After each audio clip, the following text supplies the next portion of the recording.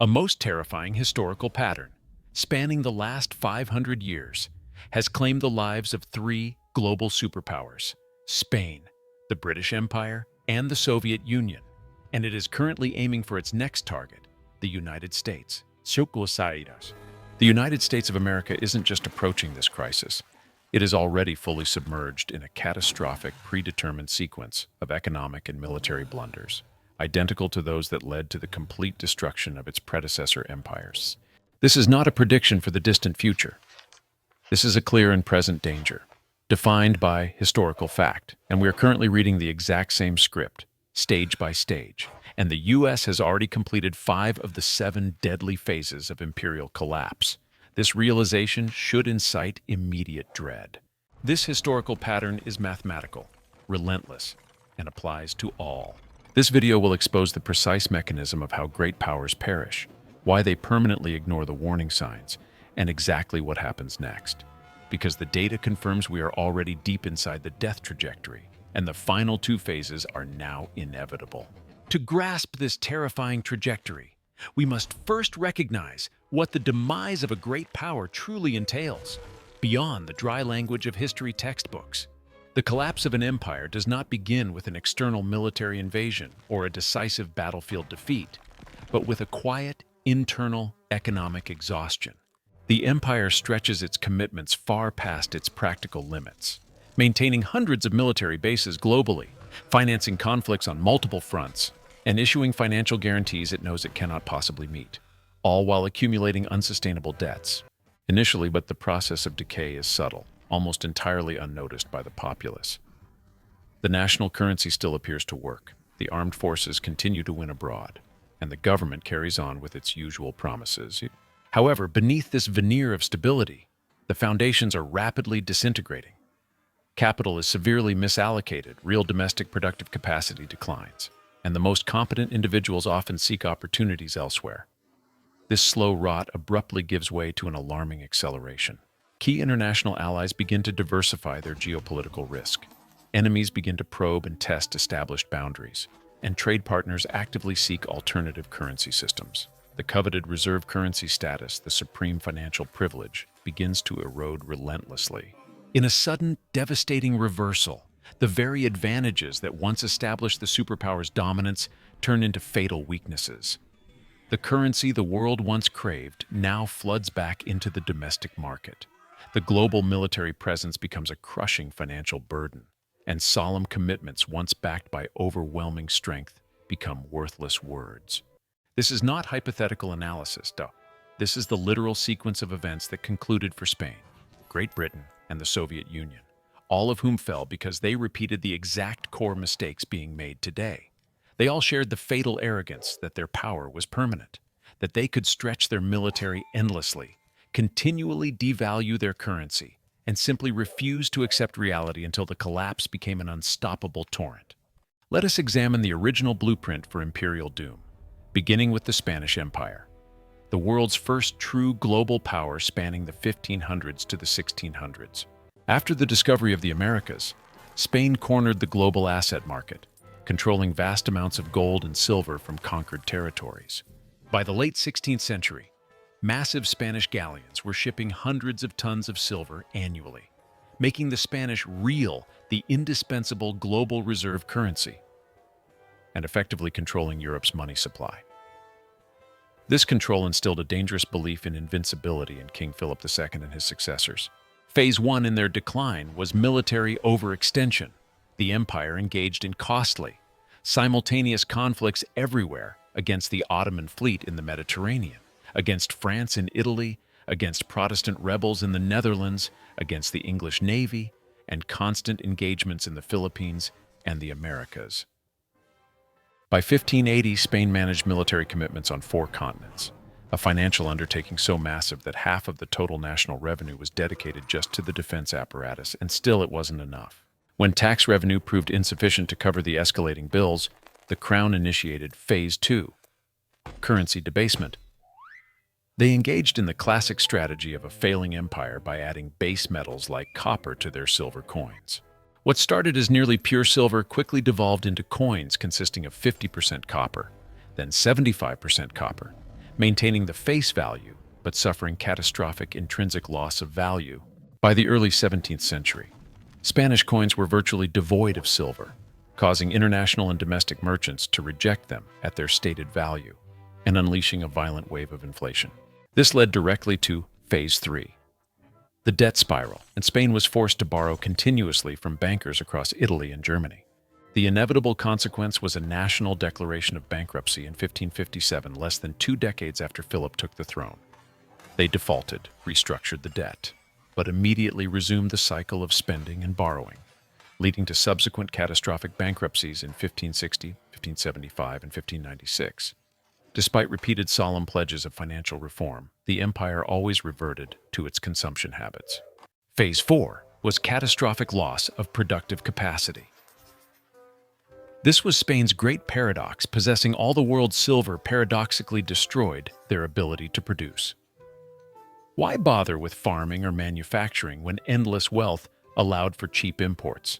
Spanish society, particularly the nobility, began to view productive labor as beneath them. Manufacturing withered, agriculture failed to advance, and all the gold and silver arriving from the New World immediately flowed back out to pay for foreign goods: French wine, Italian silk, Dutch ceramics. Spain devolved from a manufacturer into a mere financial conduit. The wealth flowed through the nation, but failed to accumulate or create lasting capital. When the silver mines in the Americas inevitably began to yield less, the entire dependent economic structure immediately stalled. The final blow, Phase 5, was societal decay.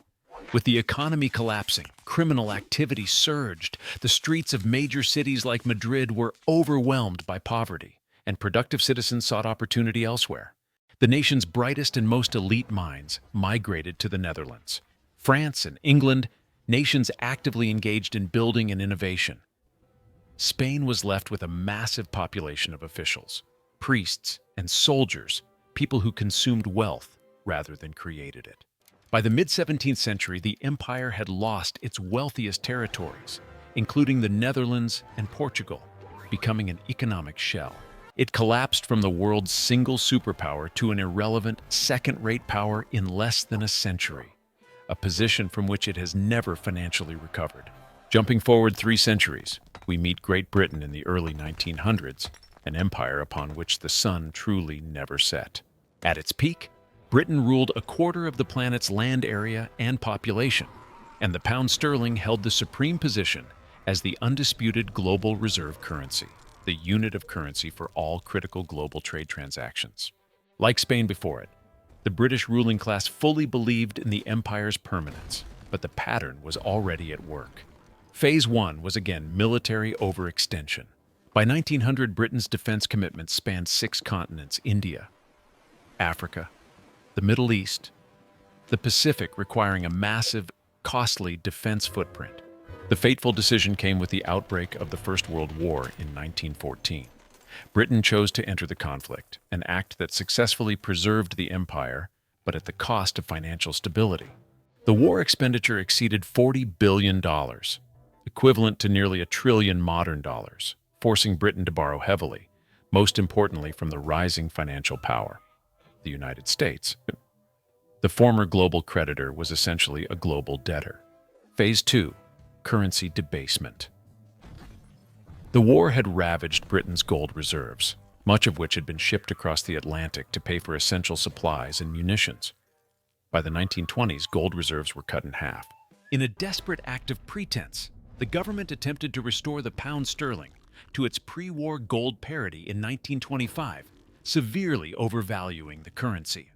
This action made British manufactured goods incredibly expensive on the world market, which accelerated the decline of domestic industry, drove unemployment high, and forced the maintenance of cripplingly high interest rates to protect the exchange rate. The economy was sacrificed for the appearance of the currency. By 1931, the pretense failed spectacularly, and Britain was forced to abandon the gold standard. The pound immediately lost 25% of its global value, a humiliating admission by the world's reserve currency that its promise was fundamentally broken. This set up Phase 3, the relentless debt spiral. The burden of the First World War debt was never truly resolved before the Second World War began. adding $120 billion more in costs and requiring enormous additional borrowing from the U.S. By 1945, Britain owed the U.S. and Canada more than the entire country's gross domestic product. The war was won, but the empire was financially over, stripped of the resources needed to defend or maintain its vast territories. The result was Phase 4. Inevitable loss of empire. In 1947, India, the chief engine of the empire's wealth for 200 years, was surrendered. Over the next 2 decades, the process became an unstoppable cascade. Africa, the Middle East, Southeast Asia, all gone. By 1970, the British Empire existed only as a historical footnote. The final humiliation. Phase 5 was total currency collapse. The value of the pound continued its long, slow journey to irrelevance, falling from over $4 in 1940 to less than $3 by 1950, and continuing to slide until the global reserve currency was utterly reduced to a mere regional trading currency. The nation maintained the outward symbols of power, a permanent seat on the UN Security Council, nuclear weapons, the special relationship with the US. But the reality was clear. Britain was a formerly great power, a functional museum of what had been. Our most recent and arguably fastest cautionary tale is the collapse of the Soviet Union between 1945 and 1991. The USSR emerged from the Second World War as a global rival, armed with nuclear capability and dominating Eastern Europe. Its leadership was certain that communism would surpass and ultimately bury capitalism. For 4 decades, the Soviets succeeded in matching the military footprint of the US, building a massive arsenal of tanks, missiles, and troops. Yet, hidden beneath this outward display of military might, the economy was dying. Phase 1 was military overextension to the point of madness. The Soviet Union routinely dedicated 15 to 20% of its gross domestic product to defense, a rate 3 times higher than the US. It was compelled to maintain technological parity and match the US's reach in its vast alliance network.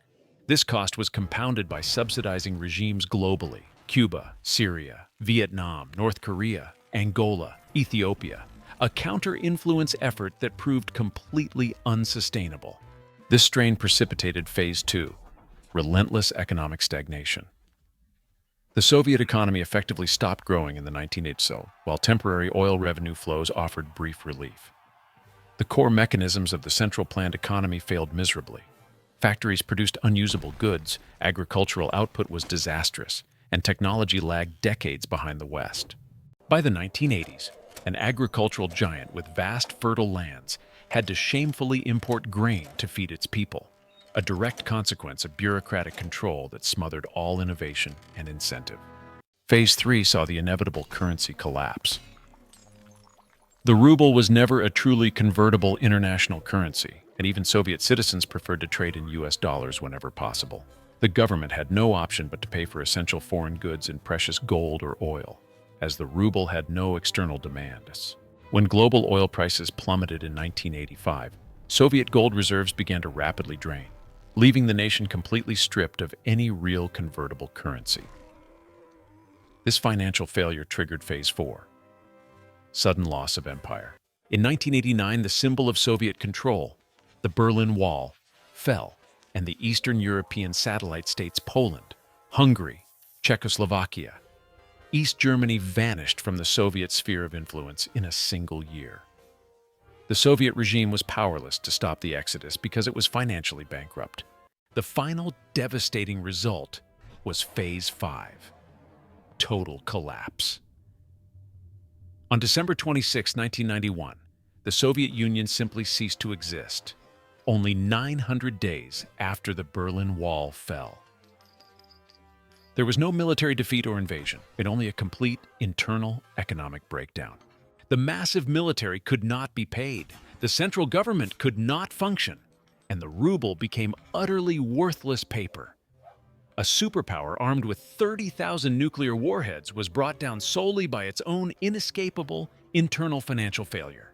The deadly pattern of overextension, financial failure, unmanageable debt, and loss of empire had played out once more. Now, We confront the real and terrifying truth: the United States of America is meticulously following this exact blueprint. We are not just on a similar path. We are adhering to the exact stage-by-stage sequence laid out by the ghosts of collapsed empires. Let's confront the current reality. Phase 1. Military overextension. The U.S. maintains over 750 military installations in 80 different nations, with troop presence in nearly twice that many. We are committed to defending a vast array of allies, NATO and Europe, Japan, South Korea, the Philippines, while simultaneously countering China, containing Russia, and fighting in the Middle East. With our annual military budget, approximately $850 billion, exceeds the total of the next 10 largest defense spending nations combined. Yet, it is not enough. Our forces are severely strained, essential equipment is rapidly aging, and military recruitment levels are at an alarming low. We have signed commitments that, in a simultaneous crisis, such as a Chinese invasion of Taiwan combined with a Russian escalation or an Iranian blockade of the Persian Gulf, we simply cannot meet all of them. We are financially and operationally overextended, just as Spain, Great Britain, and the Soviet Union once were. This phase is demonstrably complete. Phase 2. Currency debasement. The mechanism has evolved, but the principle is identical to Spain clipping silver. In 1971, President Nixon severed the last link between the US dollar and gold, transforming the dollar into a purely fiat currency with no intrinsic backing other than government decree.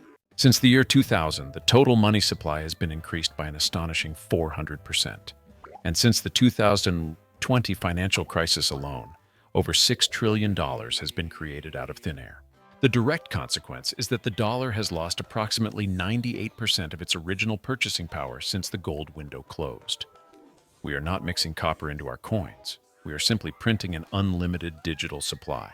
But the result is the same. The foundation of the currency is being systematically destroyed. This phase is demonstrably complete. Phase 3. The debt spiral.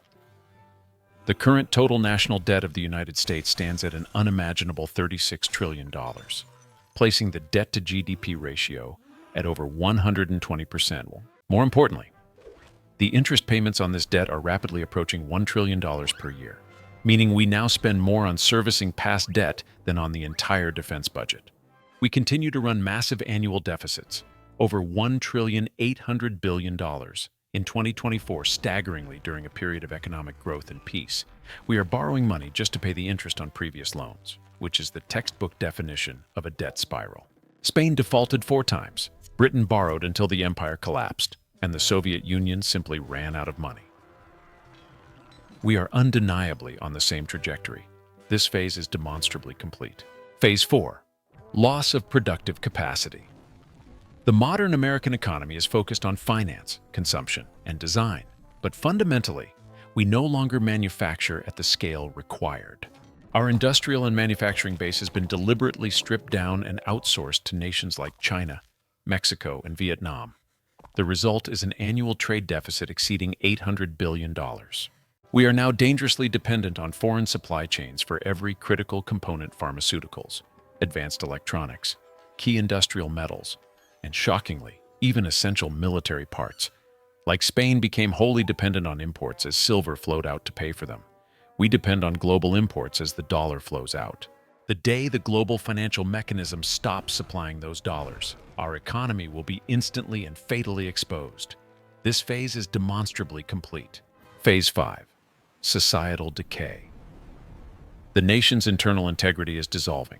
Public trust in every major institution, from the government to the media, is at an all-time low. Crime rates are spiking in major urban centers. Homelessness is visibly increasing, and 100,000 Americans are dying annually from drug overdoses. The most talented individuals are either seeking opportunities abroad or, more worryingly, withdrawing from the system entirely. Political dysfunction has reached a state of complete paralysis. The government is unable to achieve consensus, fix systemic problems, or execute constructive, large-scale national projects. The outward signs of a society breaking down are everywhere, yet the national pretense insists all is well. The internal rot is terminal. This phase is demonstrably complete. We now stand at Phase 6, loss of reserve currency status. This is the penultimate stage, the point where international allies and trade partners recognize the end of the decline and begin to systematically decouple from the dollar. We are seeing the early, undeniable signs right now. The nations in the BRICS coalition are actively developing viable non-dollar currency trade and payment alternatives. Central banks globally are aggressively accumulating physical gold reserves, hedging against the inevitable decline of the fiat dollar. China and Russia are conducting massive bilateral trade exclusively in yuan and rubles. Most crucially, major oil producers like Saudi Arabia are showing a willingness to accept non-dollar currencies for oil sales. The cracks are not just forming, they are rapidly widening. As the need to hold dollars for global trade diminishes, the massive surplus of dollars held overseas will begin to flow home, causing uncontrollable domestic inflation and effectively bankrupting the Treasury. The final sequence is Phase 7, catastrophic collapse. This will not be a gradual, managed decline, and the Soviet Union went from a global superpower to a non-existent entity in 900 days. Britain lost its centuries-old empire in 2 decades. When the reserve currency fails, the unmanageable debt becomes politically toxic, and the military cannot be funded. The system will fail abruptly and brutally. All those who insist today it can't happen here will learn the immutable lesson that every empire before us has learned it can, and it most certainly will. 3 great empires have followed this destructive pattern to their inevitable end: Spain, Great Britain, and the Soviet Union. Every single one of them was absolutely convinced of its own exceptionalism and believed that established economic and historical rules simply did not apply to them. They were wrong every single time. We are currently repeating those very same self-deluding declarations. We tell ourselves we possess superior technology, an unshakable dollar, a unique American spirit. But the pattern is utterly indifferent to claims of exceptionalism. The pattern is a mathematical inevitability.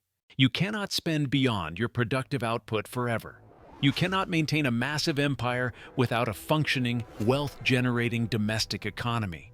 You cannot permanently debase your national currency without catastrophic consequence. Once an empire reaches and completes the first 5 phases, Phase 6 and Phase 7 become the locked-in outcome. The precise timing remains the only variable. Perhaps 10 years remain, perhaps 5, or perhaps less.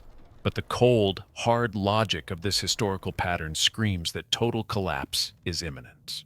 Since 2020, we have dramatically accelerated every single phase, printing unprecedented amounts of money, multiplying the national debt at a record pace, recklessly expanding military commitments, further gutting domestic production, and fracturing political and social consensus beyond the point of repair. We are no longer merely on this dangerous path. We are sprinting down it. The ending is clearly visible only if you know exactly where to look, which is in the undeniable evidence of the past. Perhaps a miracle will occur. Perhaps the U.S. will succeed in navigating the perilous transition that Spain, Britain, and the Soviet Union failed to manage. Perhaps this time is truly different. But the pattern, the mathematics, and the entire weight of recorded history suggest one final catastrophic lesson is about to be learned the hardest way possible. A devastating currency crisis triggers an insurmountable debt crisis, which in turn unleashes an unstoppable political and social breakdown. Overnight, the superpower will become a cautionary tale. If this fact-based, terrifying analysis has finally opened your eyes to where we truly stand in this historical sequence, make sure you are subscribed, because as we hit the devastating stages 6 and 7, you will absolutely need to understand exactly what is happening and why. The answers are not veiled in an unpredictable future. They are written plainly in the undeniable history of the past, and I have shown you exactly where they lie.